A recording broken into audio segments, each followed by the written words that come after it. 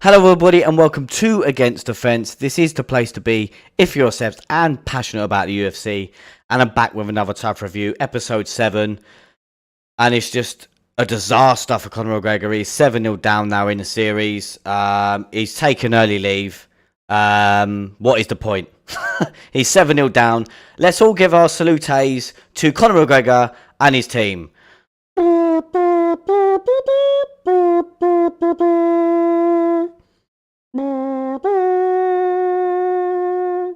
7-0 down. Like, as I explained in the last episode as well, like, he needed to pull something out of the bag because obviously last week he was 6-0 down with 2 fights to go. He needed to pull something out of the bag and to at least try and get beyond the semi-finals, if you get what I mean. Because if Chandler goes on and wins this last fight coming up, he's going to completely do a clean sweep, whitewash Conor McGregor. And obviously, with the semi-finals being obviously in a couple of weeks' time, is Conor McGregor and his team going to be there? Like, because they've got no one to train. So does that just mean Conor McGregor's not going to be there? Like, I don't know how the system's going to work because, like you said, I don't know how it's going to work, how it's going to play out. Because obviously this has never happened before. It's making history right now. So Chandler could, well, make history if next week his last fighter goes on and wins. But ultimately, we're talking about this 7th episode. Let's jump onto the side screen. We're, of course, talking about Jason Knight versus Landon Quinones. So Quinones is 7 wins with 1 loss, and Jason Knight is a pro record of 23-7. That is an impressive record compared to 7-1.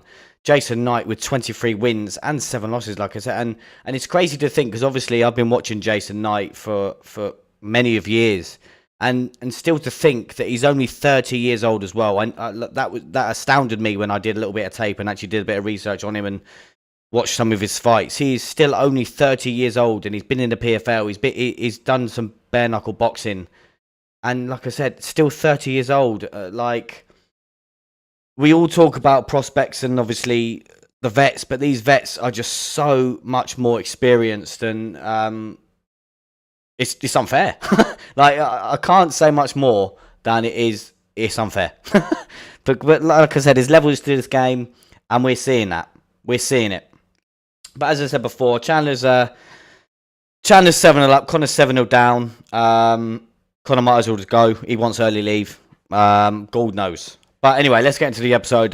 So the episode started with Conor McGregor getting involved with training, which obviously before I found out that he lost, I saw Conor McGregor get involved in training. I thought, oh, this is a bit of a new here. But then he was the one putting the pads on, putting the head guard on, and I thought, oh, this is a bit odd. He's actually properly getting involved. I thought this is what we want to see. But then when he was putting his head guard and shin pads on and gloves on, he said, I need this motivation. I need to settle myself. I need this. So then I'm thinking, hang on a minute. You need to take your frustration out.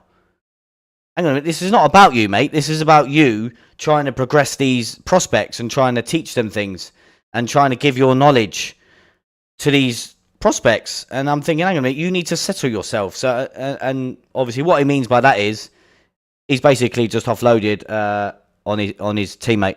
So obviously he sparred with Quinones and he literally started offloading uppercuts, jabs, everything. He went full pelt on Quinones, who is obviously going to be fighting that week, which was a bit of a funny one to me. And he did actually hurt him with a teep kick to the body as well. And after he hurt him, Quinones dropped to his knees, and Conor's like, fight through it, fight through it, fight through it. And I found it baffling to think that Conor's saying fight through it when you've dropped him. But yeah, again, questions that we've got to ask, questions we've got to ask you, like, is the way that Conor McGregor's gone about this the wrong way? That's my question to you. Has he gone about it the wrong way? Like, that's the questions we've got to ask, right? Again, if you just joined us, welcome in. Don't forget to drop a like on the video. And also another thing that I've just I've picked up on during some of Conor McGregor's training sessions, the ones that he's actually got involved in, he's always, for some reason, showing his fighters how to do an uppercut, and he's always does show me in slow motion, and like trying to do a slow motion uppercut. You're not going to do a slow motion uppercut in the fight. So why are you trying to drill a slow motion uppercut? But anyway, that was just a pet peeve of mine. Just I noticed it for each episode where he's trying to teach the fighters a slow uppercut, like you would do that in an actual fight. But yeah, questions for the chat, like what does Conor need to do now? Just leave. He might as well just leave. It's been an absolute embarrassment. A lot of people were hyped up for this for this season, obviously because of the coaches Conor and Chandler. I think obviously more people are interested in the fight, to be fair. Again, let's hopefully Conor does get in a testing poll and they can actually fight, but we're going to have to wait and see. But yeah, obviously, like I said, that was during Conor's training session. He got involved, decided to spar his own teammate.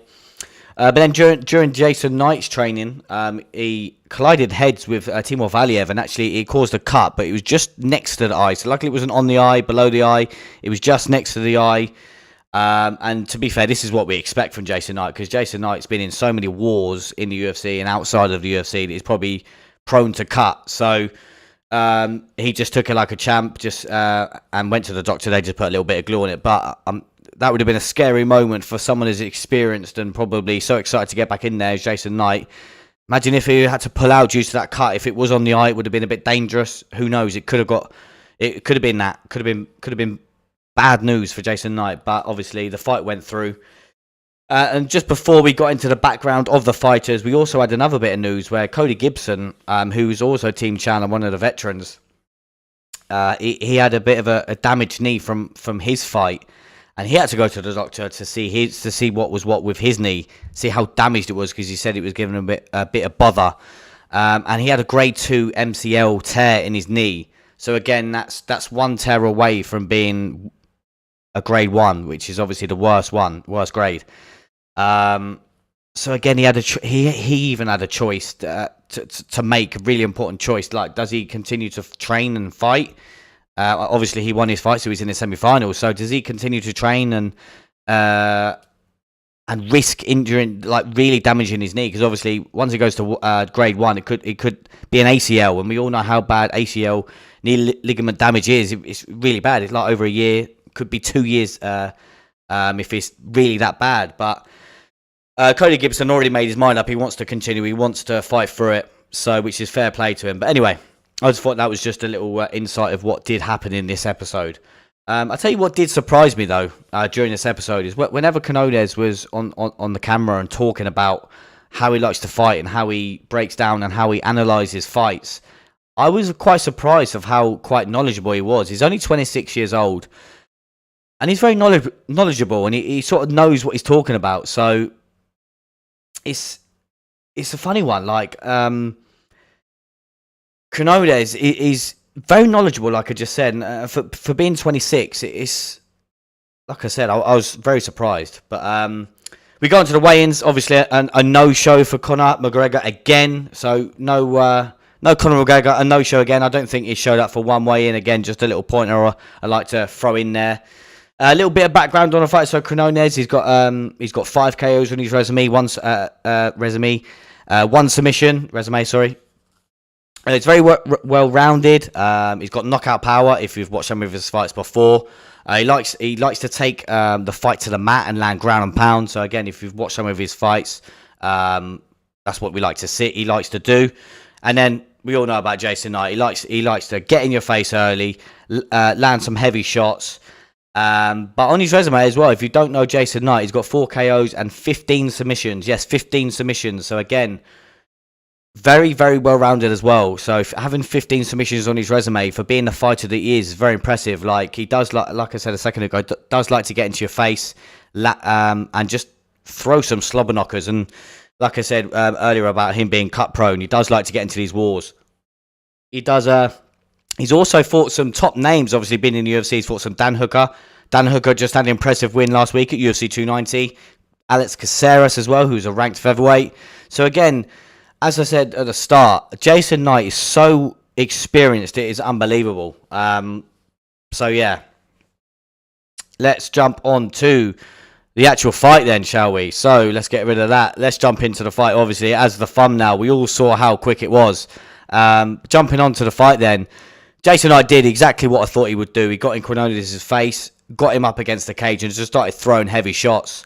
A lot of them landed, but to be fair to Quinones, he did duck under a couple of them and managed to get a double leg takedown here, as you see in the top picture. And again, with 15 submissions on his resume, Jason Knight doing what he does best and getting another submission win. But this submission was so slick and so quick. It was, even Michael Chandler there was just like, whoa, because how quick it was. As soon as he got to the mat, he worked for an armbar. As soon as Quinones was defending that armbar, he switched to a triangle just like that. It was so impressive. Great win for Jason Knight. Even after it was so hyped up, he was just like, easy work, easy work. So, like I said, is he... asked the chat some questions. Is Jason Knight one of your standout lightweights? You've got to give it to him. Like he's probably one of the. He's got the best resume, I would say, and like I said, he's so experienced and he's fought the who's, and obviously fought elsewhere as well. But as I said, 7-0. Chandler's absolutely caning it. Yeah. What more can I say than Chandler is absolutely smashing it?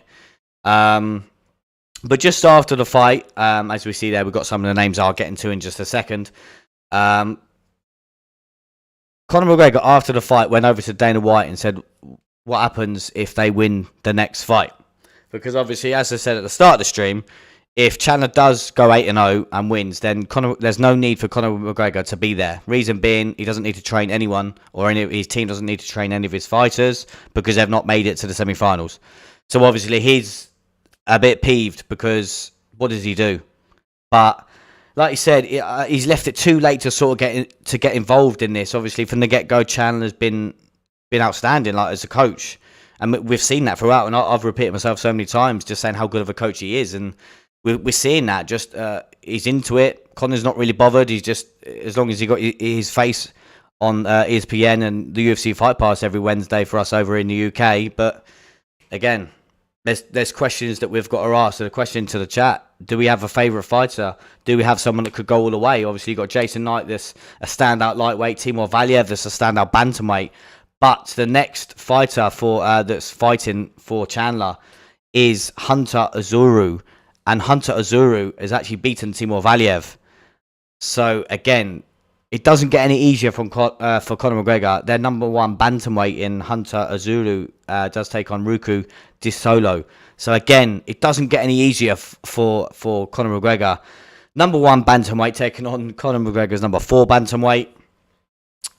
Timur Valiev or Hunter, for me, could go all the way.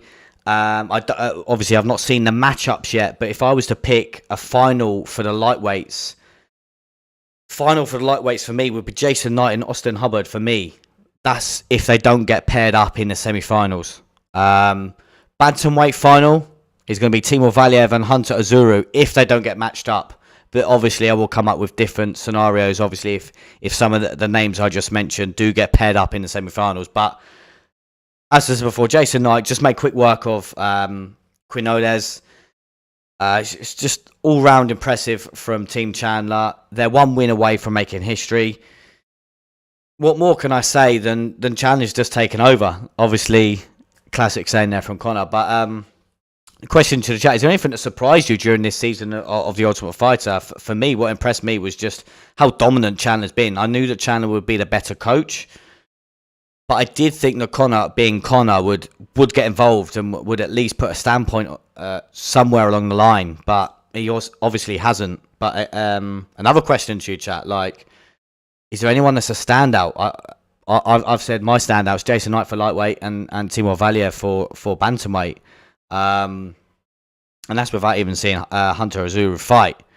But yeah, what can Conor McGregor do now in his last fight? Does he just give up, or what can he do to just try and get an actual win on the board? Who knows what he's got to do? For me personally, like I said, you might as well just get the jet, mate, and just go. You might as well just go. There's no point even trying now.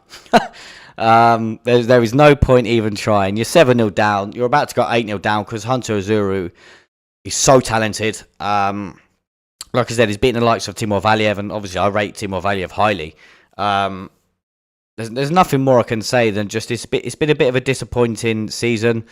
I did think that Conor would be a little bit better than he has, coaching wise as well, because obviously he kind of like could have done a comparison of his old coach, like when he coached it before. Obviously, like I said in a previous episode, where he just stuck to Artem, where he could have like, oh, hang on a minute, I did wrong there. I just stuck to one guy. I need to like properly get involved, and I need to like get these prospects going. But he didn't at all. He didn't get nothing going. But yeah, there's nothing more I can say about. Just it's been a bit of a disappointing season. We've not had the coaches challenge yet, so I'm interested to see if he can actually go and win something. You never know; he might just go and win the coaches challenge just for the banter. But who knows? Take us back to the solo screen. But there's nothing more I can say. Conor McGregor's about to go 8-0 down. Get that check ready. See you later, Conor McGregor. But nothing more I can say. But what I will say is definitely join us for the weekend. Where we've got a fight night where we've got Holly Holm taking on Muno Brenner Silva. Again, don't watch alone, watch along. Again, you may think this fight card on paper doesn't look great, but every fight card where it doesn't look great on paper, there's finish after finish after finish. So again, don't watch alone, watch along. And we will see you there on the weekend for the fight night, Vegas 77. And just before I go, definitely go and watch out Jordan's Aftermath show, which was last night. Some great points in there, some great fight matchups. So the news show was quality. All the news that has come out from UFC 290, and yeah, the matchups that JK sprung on us, great matchups. So definitely do go and check that out, and we'll see you at the weekend. So stay safe.